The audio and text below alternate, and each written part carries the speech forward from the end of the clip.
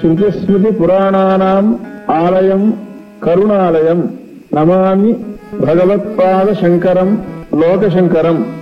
अपार करुणा सिंधुं ज्ञानदं शांतरूपिणं श्रीचंद्रशेखर गुरुं प्रणमामि मुदान्वहम्।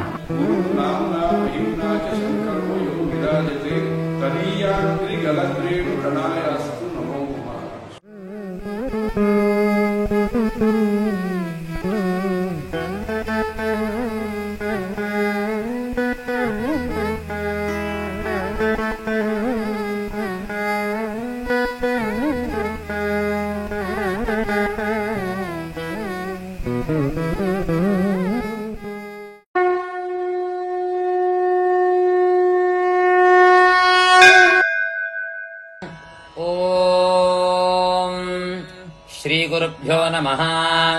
हरिः ओम्।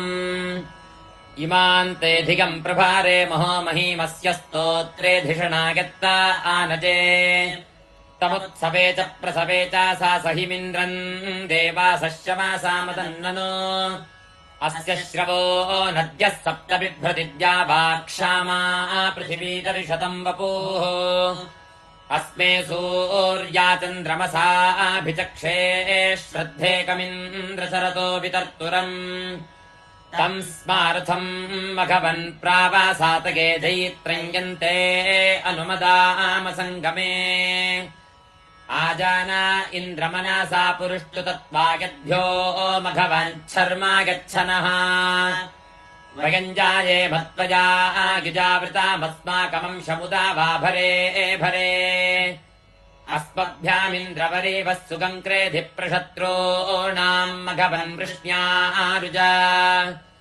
नानाहित्वा हवामानाजना इमे धनानाम् धर्तरवासा विपन्यवाः अस्माकम् स्मारथमातिष्ठसातगे जैत्रम् हीन्द्रनिभृतम् मनस्तवा ॐ शान्तिः शान्तिः शान्तिः।